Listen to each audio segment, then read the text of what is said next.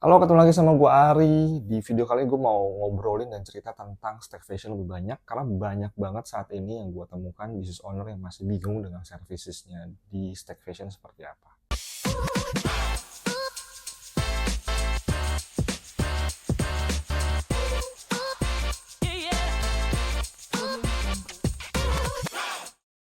Guys, jadi gua beberapa kali ketemu dengan business owner dan meeting, ngobrol, gua jelasin tentang stagflation, apa itu layanan di stagflation, terus juga digital marketing consultant kayak apa, digital marketing advisor itu gimana, apa-apa aja detail dan masih kebingungan sepertinya dan masih menimbulkan banyak pertanyaan.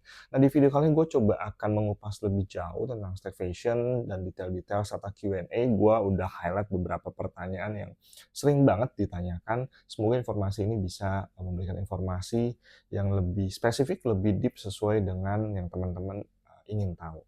Pertama-tama, apa sih sebenarnya stagflation itu? Jadi stagflation itu apa sih? Stagflation itu adalah digital marketing consultant firm atau digital marketing advisory yang membantu pemilik usaha untuk melakukan penetrasi kegiatan digital marketing dalam bisnisnya.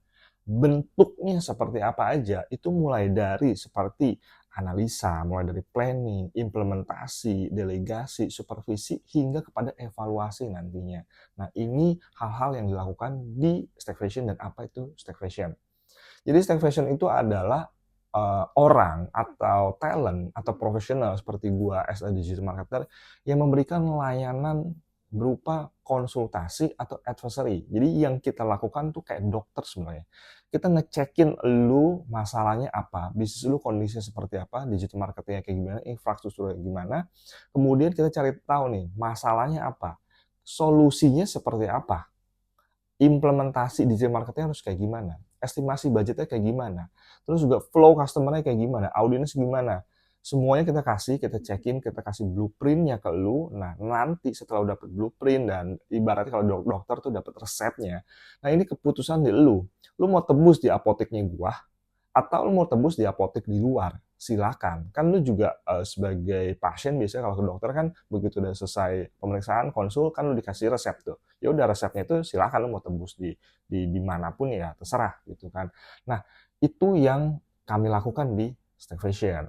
Nah, kalau lu memutuskan untuk di treatmentnya digital, baru masuk ke tahap berikutnya, di mana lu akan di-handle dedicated day by day oleh gua ataupun tim untuk bisa implementasi kegiatan digital marketing di bisnisnya lo. Itu kurang lebih gambaran tentang stagflation-nya. Nah, jadi gua akan lanjut untuk bahas Q&A.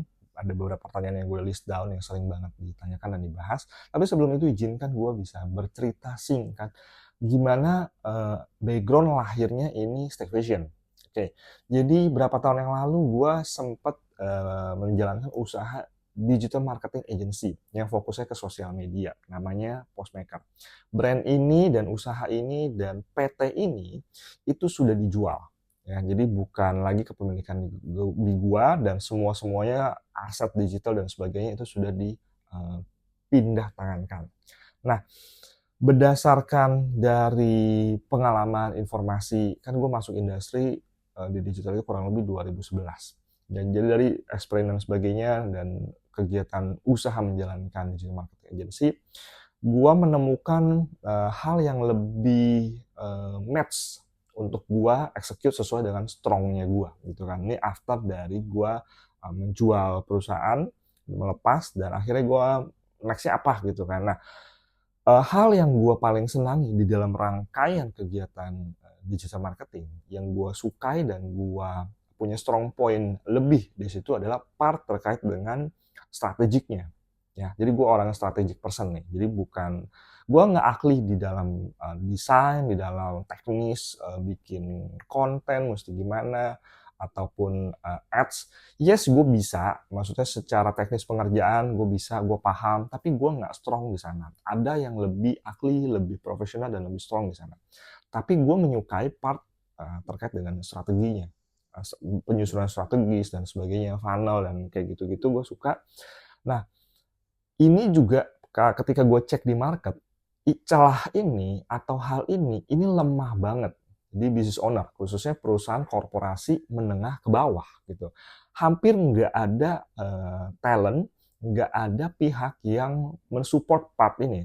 Padahal ini adalah part yang esensial banget di dalam rangkaian digital marketing. Ibaratnya lu mau bertempur, lu mau melakukan kegiatan digital marketing, tapi otaknya nggak ada, orang strateginya nggak ada nih. Lu main misalnya bikin konten, bikin iklan, endorse KOL, pakai influencer, jalan gitu. Terus gimana gitu? Evaluasinya bingung, ini tercapai apa enggak, progresnya kayak gimana, bikin konten yang bagus juga lu nggak tahu gimana, posting yang bagus kayak gimana, nanti misalnya ke vendor A bilang harus A, ya lu execute A, ke vendor B bilang B, lu B. Jadi yang mana yang benar lu juga bingung sendiri kan. That's why kenapa services ini ketika gue cek di market sangat-sangat dibutuhkan dan akhirnya gue menyimpulkan seringkali tidak disadari oleh business owner kalau mereka butuh. Berbeda dengan korporasi besar mereka sudah punya professional team di dalamnya, kayak mungkin head of marketing, manager marketing, director marketing, CMO, di mana mereka punya skill set untuk bisa nyusun hal strategik seperti ini, khususnya terkait dengan digital marketing. Untuk perusahaan korporasi menengah ke bawah, ini sayangnya tidak ada. Ketika mereka mau rekrut pun, mereka juga bingung talent seperti apa yang harus direkrut. Bayangkan rekrutnya adalah teknis, orang eksekutor, entah desain lah, video editing lah, konten strategis lah, kayak gitu-gitu. Tapi otaknya, plannernya, ini bahkan nggak tahu harus direkrut atau butuh services kayak gitu. Nah, apalagi ini terkait dengan esensial. Karena digital marketer adalah jembatan antara kebutuhan bisnis sama eksekusi digital marketing secara teknis. Perlu ada orang yang menjembatani ini. Contoh misalkan, lo mau menaikkan misalkan revenue 100%, 50%, atau naik berapalah gitu kan, di bulan apa, atau ada kegiatan marketing plan di tahun ini. Nah, ini kegiatan digital marketingnya seperti apa? Ketika di breakdown, apa yang harus dilakukan? Emang kalau lu posting konten, lu iklan, itu langsung target yang lu mau tercapai. Misalnya lu mau naik increase 2 kali sales gitu kan. Emang kalau lu iklan pasti 2 kali sales naik. Iklan seperti apa? Iklan di mana? Budgetnya berapa? Nah, ini yang harus dibedah. Yang membedah ini, orang ini, profesional ini namanya digital marketer. Ya, seperti gua ataupun teman-teman yang berprofesi sebagai digital marketer. Nah, itu kurang lebih gambaran lahirnya Stagflation dan layanan Stagflation. Berikut adalah Q&A, pertanyaan-pertanyaan yang sering ditanyakan oleh teman-teman business owner ke gua. Yang pertama, layanan in-house di Stagflation itu apa aja sih? Jadi Stagflation itu sebenarnya simple banget. Jadi di in-house di kita, itu servicesnya cuma ada 2. Yang pertama, itu adalah layanan check up. Ya, yang kedua adalah layanan digital marketer atau ketika mau implementasi. Check up itu dari namanya udah tahu. Jadi kita tugasnya adalah mencek kondisi bisnis lo gitu. Jadi kita menganalisa, kita cari tahu nih ini bolongnya di mana, masalahnya apa. Kemudian kita berikan alternatif solusinya seperti apa. Nah, ini proses ini kita lakukan, nanti lu akan dapat 4 dokumen dari kita. Gue sebutnya blueprint. Nah, 4 dokumennya itu apa aja? Itu kayak hasil pengecekan analisa, rekomendasi media sepertinya apa aja, kemudian juga funnel yang kita rekomendasikan seperti apa, kemudian juga action plan-nya, berikut dengan budget yang disetahunkan itu seperti apa. Jadi kurang lebih secara umum yang lu perlu tahu dan lu perlu lakukan informasi yang perlu tahu untuk diimplementasikan terkait dengan digital marketing dengan sesuai bisnis, produk, industri, dan brandnya lu itu sudah disesuaikan kegiatannya apa aja, lu mesti ngapain aja, dan gambaran budgetnya juga seperti apa aja. Nah, itu lu udah punya gambaran. Nah, sesudah lu tahu itu, lu bisa implementasikan, bisa sendiri, bisa pakai karyawan, bisa pakai pihak ketiga, terserah lu. Nah, itu yang check up. Nah, yang kedua, ketika lu udah dapet blueprint itu, ketika lu mau melakukan implementasi dan memilih kami di Stagflation untuk mengimplementasikan, nah itu baru disebut dengan services yang kedua, yaitu services digital marketer. Jadi gua akan nge-lead seluruh kegiatan digital marketing di tempat di bisnisnya lu. Dan ya udah, ketika gue yang nge-lead segala macem, lu nggak usah pusing, poin lu pintunya di gua aja. Gua yang nanti delegasi keluar, gua juga yang nanti carikan source-nya, timnya, dan sebagainya. Lu sebagai owner, sebagai leader, lu sebagai decision maker, dan sebagai pengawas kegiatan kita apakah melenceng atau tidak. Tentunya semuanya transparan. Misalkan ada pihak ketiga sebagai vendor, tektokannya juga nggak melalui gua, langsung ke lu. Payment segala macam direct, lu bebas komunikasi dan sebagainya. Kita tidak up apapun, kita tidak juga melakukan hidden cost, jadi semuanya transparan. Jadi tugas gua adalah sebagai dedicated digital marketer buat bisnisnya dan buat produknya lu. Jadi itu ya kurang lebih gambaran services di Stagflation. Jadi ada 2, check up dan juga sebagai digital marketer services ya. Jadi ini sebuah proses, jadi nggak mungkin langsung lompat ke yang kedua, lu pasti akan melalui services yang pertama terlebih dahulu. Nah, hal kedua yang juga sering ditanyakan adalah terkait dengan yang namanya kenapa sih harus delegasi keluar? Jadi dalam artian gini, kan di Stagflation itu cuma punya ada 2 services yang seperti tadi gue jelaskan, dan sisanya berarti dieksekusikan atau didelegasikan keluar atau outsource lah kayak gitu. Nah, ini jadi pertanyaan biasanya kalau teman-teman business owner itu belum punya internal team, dan memang mayoritas nggak punya, kalaupun punya itu nggak jelas juga, atau separuh, atau cuma ada 1-2 orang. Nah, sisanya butuh didelegasi keluar. Jadi sebenarnya delegasi keluar itu nggak harus outsource juga sih. Jadi ada optionalnya kayak gini. Ketika lo mau eksekusi digital marketing, talentnya itu dari mana aja? Yang pertama itu pasti dari internal timnya lu. Berarti lu rekrut karyawan nih, gitu kan.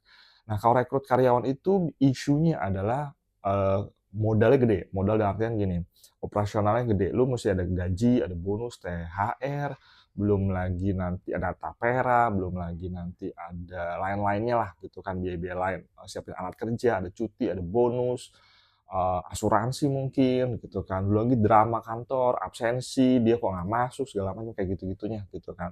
Nah, ini lu mesti siap gitu. Nah, ketika ini pun siap, biasanya mau ngerekrut juga bingung ya. Rekrutnya bingung, ini gimana ya? Talentnya harus seperti apa, spesifik skillnya kayak gimana gitu, ngecek kayak gimana gitu. Nah, kalaupun berhasil direkrut, punya budgetnya, punya fasilitasnya, delegasi kerjaannya bingung juga biasa business owner. Udah punya tim nih, sumber daya udah profesional, mau ngasih kerjaan nih, apa yang mau dikasih? Misalnya dia desainer gitu kan, bagian bikin konten, ya udah bikin konten deh. Ya kontennya mesti gimana? Nah, ngebriefnya itu bisa business owner juga bingung. Wajar banget karena memang business owner kan biasanya punya skill set, background, bidang yang berbeda dengan industri digital marketing. Dan itulah salah satu alasan kenapa optional untuk internal, untuk karyawan di dalam, itu sepertinya kurang match praktek di lapangan yang gue alami terkait dengan business owner. Karena business owner-nya kebingungan gitu loh. Nah, dari yang selama ini explain yang gue lakukan, delegasi keluar itu lebih efektif dan juga lebih murah gitu. Nah, delegasi keluar tuh ke apa aja sih? Bisa ke vendor, agency, profesional gitu kan, freelancer juga termasuk gitu.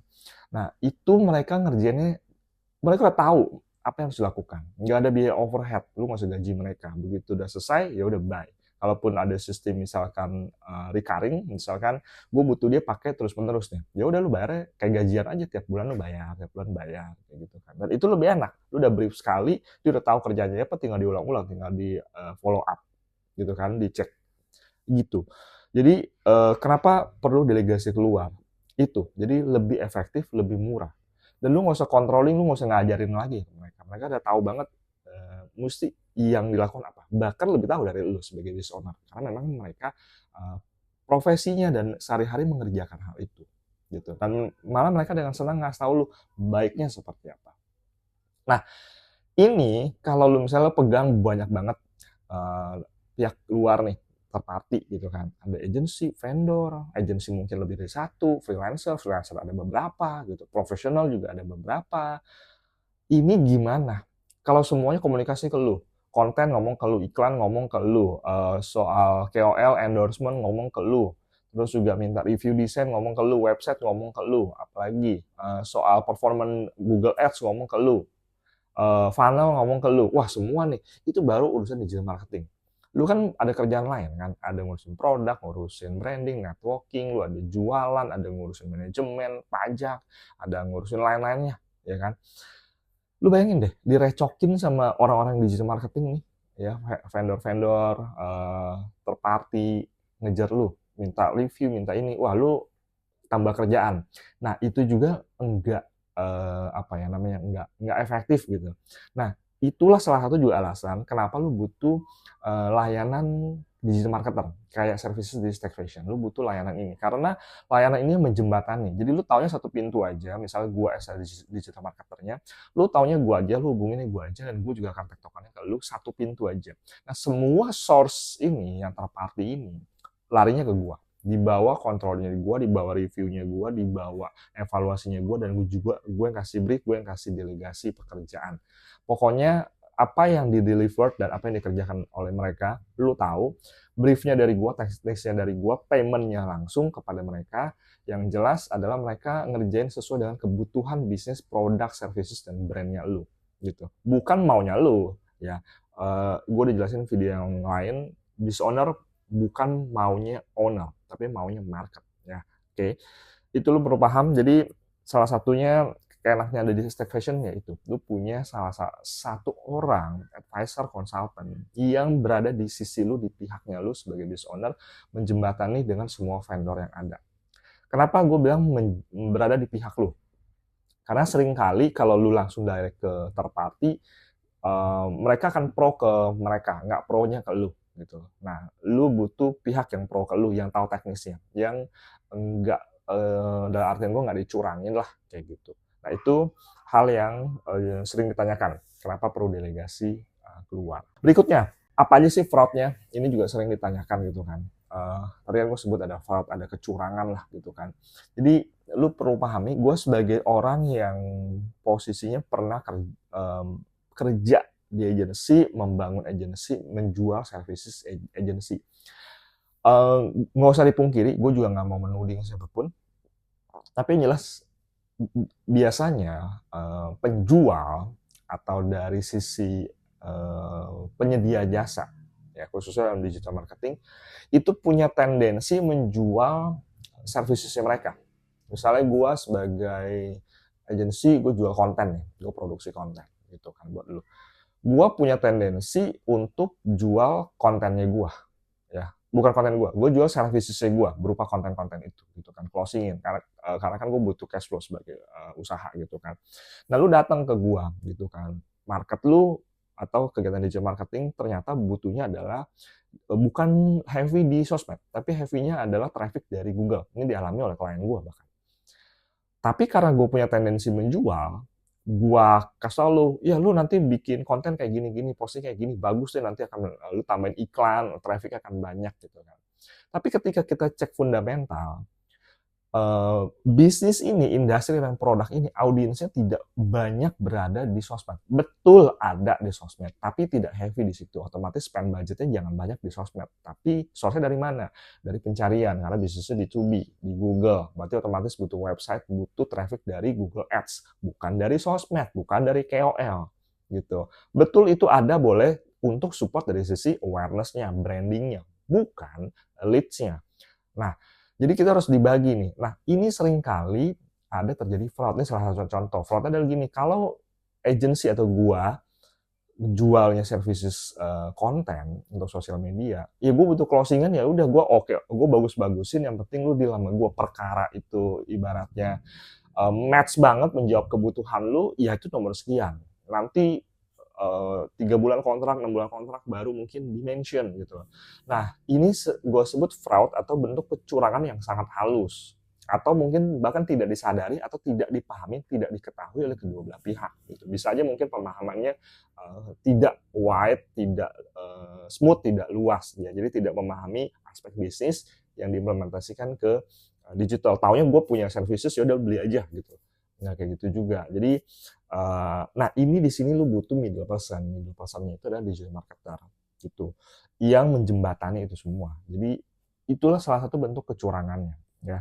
Dan lain-lainnya. Misalkan yang kedua nih ya, gue nggak akan banyak mention hal ini, tapi pasti ada terjadi fraud. Yang kedua adalah gini, berdasarkan analisa lu, ya di internal, lu karena kasus kayak tadi nih ya, lu mungkin butuh seminggu 3 kali konten cukup, 3 kali posting sosmed ya.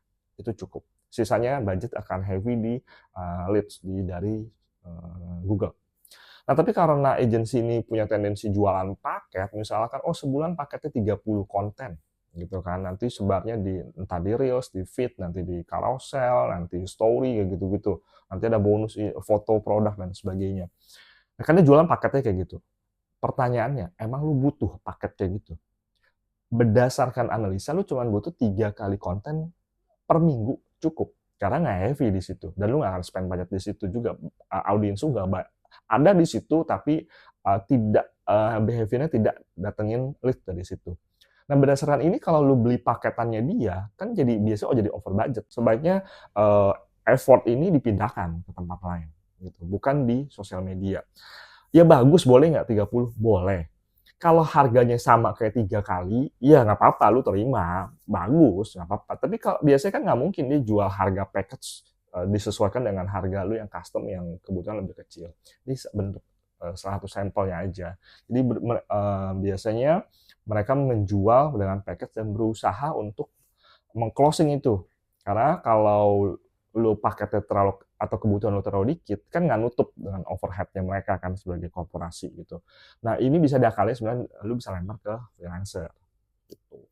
Nah, untuk bisa tahu hal-hal teknis kayak gini, ini kan butuh again digital marketer yang handle dan bisa kasih tahu lu baiknya kayak gimana dengan berbagai situasi dan kondisi. Poin berikutnya juga yang sering ditanyakan adalah outsource-nya ada referensi nggak? Jadi misalkan ada referensi pihak ketiga nggak buat buat klien nih?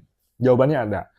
Jadi pasti ada agensi yang direferensikan, mungkin ada freelancer juga, ada profesional juga yang direferensikan, ada vendor juga direferensikan. Nah, sebenarnya bukan masalah referensinya sih yang gue pengen highlight. Masalahnya adalah cocok atau tidak. Gue punya referensi, iya tentu gue akan kasih, tentu yang match ya. Yang gue akan filter, ini kira-kira bisa masuk nih, gitu. Yang ini, enggak deh, gitu kan. Nah, poinnya bukan di situ. Poinnya adalah gua pasti nggak punya database lengkap nasional semua pihak freelancer. Karena secara industri kan silih berganti. Freelancer contoh, freelancer lahir lagi freelancer baru, muncul lagi freelancer baru, agensi ada lagi agensi digital yang baru, nanti ada lagi yang tutup di sana, ada lagi yang nggak mau kerjain freelancing lagi, kayak gitu-gitu kan ada. Nah, gue nggak mungkin punya itu semua lengkap karena talentnya tuh dinamis gitu. Nah, gue punya beberapa memang nggak lengkap, tapi ini gue akan sodorin. Nah, yang jadi gue pengen highlight adalah kita cari kecocokannya dulu. Ini cocok apa enggak gitu. Karena belum tentu cocok yang gue referensikan. Dan lu cari sendiri pun juga belum tentu cocok. Jadi poinnya adalah source dari mana aja kita cari kecocokannya. Ya baik dari gua, dari lu. Nah, kalau nggak cocok gimana? Ya udah kita cari yang baru lagi dalam proses berjalan. Misalnya dari referensi gua nggak ada yang cocok, dari lu juga ada referensi tapi belum cocok juga, ya udah sambil jalan kita nyari terus vendor, talent, freelancing, kita testing dulu. Ini cocok apa enggak? Oke apa enggak? Nah, cocok apa enggak? Matrix dari mana? Ada banyak, tapi berapa hal, misalkan contoh budget, ya kan? Budgetnya belum tentu yang bagus itu sesuai dengan dompetnya lu. Yang kedua, komunikasi. Ada pihak-pihak yang hilang-hilangan. Lu mungkin nggak nyaman dengan kayak yang kerja tiba-tiba hilang. Lu maunya ada daily update terus gitu kan. Ada yang kayak gitu. Ada juga yang selain komunikasi, ada juga yang mintanya meet up. Ada juga yang mau ketemu duluan gitu kan, yang ini gitu, ada ketemu sosoknya dulu offline gitu, habis itu baru nanti sisa pengerjaannya kayak gini, bisa di-online kan. Ada lagi cocok-cocokan ada terkait dengan industri. Misal contoh lu pernah ngerjain industri ini nggak sesuai dengan gua? Kalau enggak, walaupun sebagus apapun nggak mau. Ada banyak banget gitu. Belum lagi terkait dengan performance kalau memang terkait dengan iklan ya. Wah ini iklannya nggak perform nih, ya semuanya harga, semuanya karakter oke lah, komunikasi oke, tapi nggak perform. Ya gimana? Ya udah next dong, ganti. Kita ganti vendor, ganti talent, ganti agency, ya kan, source-nya diganti gitu kan. Cari yang mana yang paling cocok. Nah, gue pernah ngalamin juga dengan klien gue itu sampai 4 kali ganti vendor baru menemukan yang cocok. Nah, gua cari, dia juga cari, nanti kita filter, cari yang the best, habis itu kita trial, sekali nggak cocok. Prosesnya diulangin lagi sampai 4 kali. Ada makan waktu? Yes, makan waktu. Tapi itu lebih baik karena bergerak.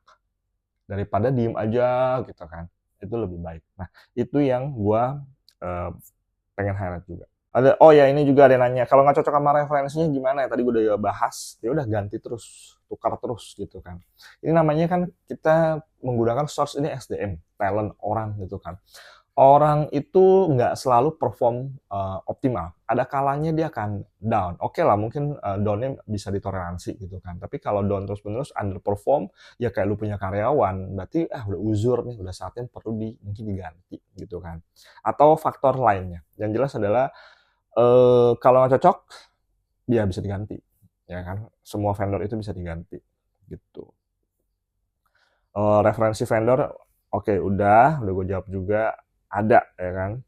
Terus kalau dari lu ada referensi vendor, referensi agency atau third party lah dan sebagainya, bisa nggak? Bisa banget. Nanti kasih aja info ke gua akan ngecek, gua akan review apakah ini memenuhi sesuai dengan kebutuhan lu atau tidak. Misalkan lu referensikan, oh bagus segala macam, budgetnya nggak masuk gitu kan. Itu sering kali nih, jadi klien seringkali kasih referensi-referensi yang bagus-bagus banget, iya bagus, tapi budgetnya nggak sesuai sama dompet lu nih, gitu.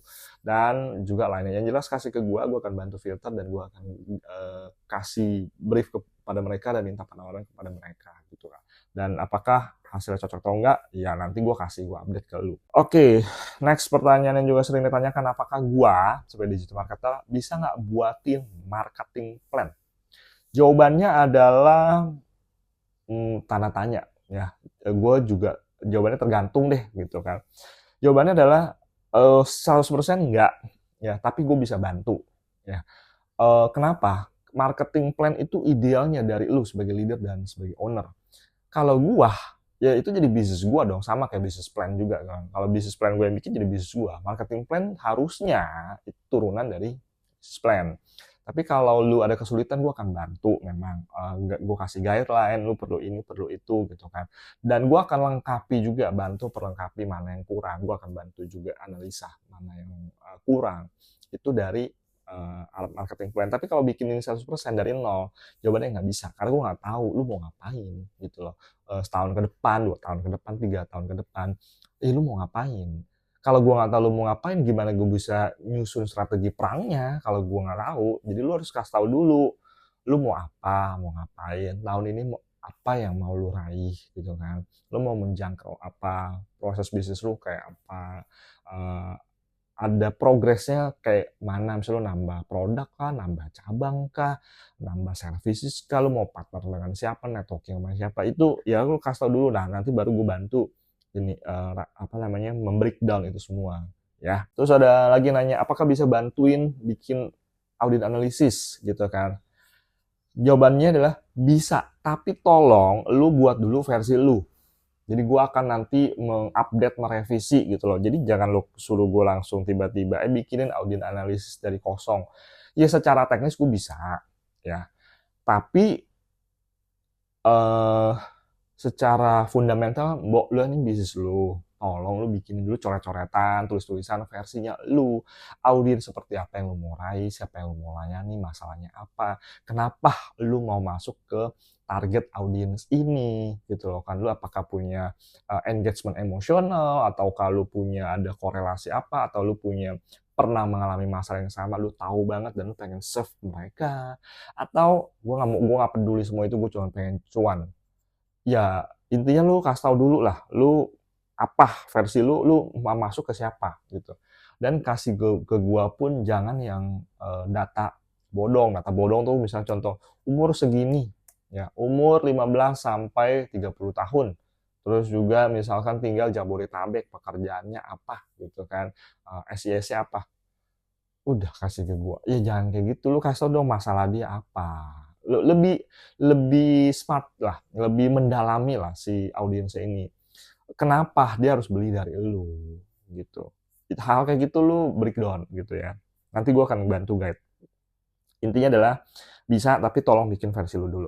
Ada lagi juga yang ditanyakan nih, kenapa sih nggak langsung digas aja, maksudnya langsung dieksekusi gitu kan? Kenapa sih kudu analisa dulu atau audit analisis, ada brand identitas, ini itu dan sebagainya. Nah ini bisa ditanyakan kalau mereka udah melewati fase service pertama sama gua, udah check up, ketemu sama gua, konsul, ngobrol, diskusi, deep down buat implementasi nih gitu kan. Nah ini yang sering kali ditanyakan, kenapa sih ribet banget harus ini itu dulu? infrastruktur, analisa dulu dan sebagainya, baru bisa di set up lah, baru bisa digas gitu.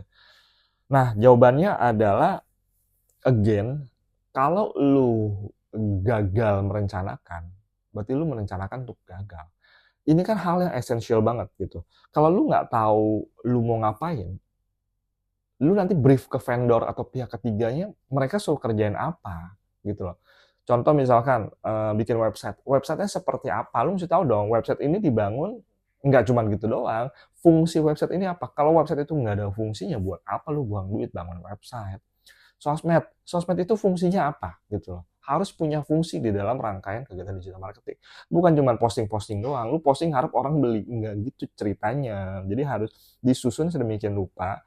Kalaupun bisa konten-konten posting sosmed, berapa kali, berapa banyak, isi kontennya seperti apa, komposisinya seperti apa, gitu kan. Budgetnya siapa yang ngerjain, lu akan lempar kemana, iklannya kayak gimana, budgetnya siapa, apa, belum lagi ngomong influencernya, kayak gitu-gitulah, ya, belum lagi funnel dan sebagainya. Intinya adalah, kenapa nggak langsung digas, jawabannya adalah mayoritas, kebanyakan dari bisnisnya lu, infrastruktur digitalnya belum ada, belum siap, gitu. Harus dioptimalkan dulu, disiapkan dulu, baru digas. Kalau nggak lu buang duit lu jadi kebuang gitu loh. Jadi infrastruktur belum siap, lu gas, ada double cost nantinya. Kecuali ya lu uang nggak masalah, ya udah, lu mau kerja suka-suka, apa-apa, gue bisa ikutin stylenya lu. Suka-suka aja kan budget unlimited. Oke juga kalau kalau mau kayak gitu, gue happy kalau kayak gitu. Next ya, ini pertanyaan terakhir yang gue rekap di video ini, sorry agak panjang.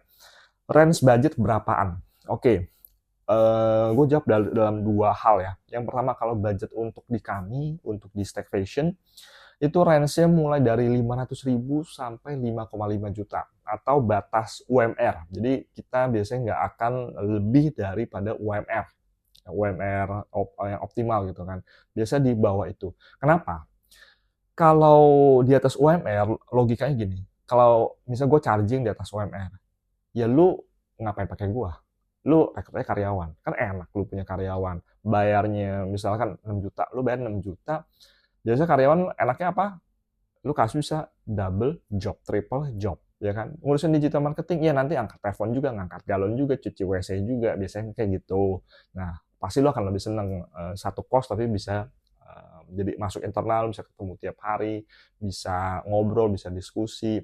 Nah, kalau pakai services kayak gue kan sifatnya remote nih. Gue handle nasional. Yang gue handle nggak lu doang gitu kan. Ada klien yang lain, servisnya antri gitu kan, modelnya antrian. Terus juga gue nggak tiap hari face to face sama lu gitu kan. Nah, ada yang mungkin nggak nyaman gitu kan. Jadi kalau lu sanggup bayar lebih, internal tim akan lebih cocok buat lu gitu. Tapi kalau lu mau performance base, bisa pakai di gua. Jadi itu range budget di Stagflation dari mulai 500.000 sampai sekitar 5,5 juta. Tapi fixnya berapa, tiap customer beda-beda. Kenapa beda-beda? Karena kebutuhan daripada lu ya sebagai pemilik bisnis dan kondisi bisnis itu beda-beda. Masalahnya beda-beda, jadi chargingnya sifatnya custom, tergantung load kerja, beban kerja, tergantung daripada berapa jumlah jam yang dipakai di lu gitu kan. Itu menjadi penentu. Tapi kalau untuk check up-nya berapa? Check up-nya 1 juta, itu dapat yang tadi gue sebutkan itu semua. Ada 4 dokumen yang akan diberikan ke lu, gue sebutnya blueprint gitu kan, check up-nya 1 juta. Kalau untuk digital marketer services-nya ini yang dicari tahu pas lagi poin check up. Ya. Akan di-charging berapa sesuai dengan kebutuhan kondisi bisnis lu. Masalahnya beda, effort-nya juga beda. Itu kurang lebih gambarannya. Oh ya, hampir gue lupa. Kalau budget untuk eksekusinya, ya kan, itu kan tadi budget untuk di kami di Stagflation. Untuk eksekusinya budgetnya berapaan? Ini kembali lagi karena ini tailor made, semuanya custom, gue nggak bisa jawab satu-satu karena untuk konten aja ada budget tersendiri. Untuk juga website misalnya kan ada tersendiri, landing page tersendiri, iklan ada lagi tersendiri, belum lagi nanti ada email, WhatsApp lah dan semuanya deh gitu kan. Belum lagi di setahun kan. Intinya adalah gue mencari harga yang paling optimal buat lo. Bukan yang paling murah, bukan yang paling mahal juga. Tapi yang paling sesuai dengan kebutuhan lo gitu. Ya. Angkanya berapa, gua nggak bisa mention sekarang karena butuh analisa, karena custom made banget. vendor atau pihak ketiga atau level kualitas pekerjaan yang lu butuhkan beda-beda, tergantung dari hasil analisa. Itu juga nanti menentukan dari pricing-nya seperti itu. Tapi yang jelas gue mencari titik budget yang paling optimal sesuai dengan kebutuhannya lu gitu. Nah, dan sifatnya estimasi bisa naik, bisa turun karena di lapangan kan juga dinamis gitu. Misal contoh KOL gitu kan, berdasarkan historical charging-nya misalnya 1 juta. Pas kita kontak jadi 1,5. Ya mungkin karena apa? Karena dia punya follower meningkat dan sebagainya meningkat. Jadi dia charging lebih mahal. Bisa berubah juga, namanya juga estimasi budget. Tapi yang jelas semuanya disesuaikan ke kondisi dan kebutuhan lu. Highlight terakhir dari gue adalah marketing itu 100% biaya ya. Jadi pastikan lu punya mindset ini. Jangan berpikirnya adalah kayak gini, gue udah spending misalnya 100 juta. Yaudah, mana? Marketing itu 100% biaya. Matriksnya kita adalah duit keluar. Kalau lu mau duit masuk, itu ngomongin di bagian jualan, bagian sales gitu kan. Marketing semuanya duit keluar. Apa dan kenapa detailnya nanti kita ngomong detail spesifik langsung aja face to face. Ini video udah kelamaan, tapi semoga informasi yang gue coba rekap ini bisa menjawab pertanyaan dan semua hal-hal yang di benak lu. Dan itu dari gue, semoga bermanfaat. Sampai jumpa di video berikut. Bye.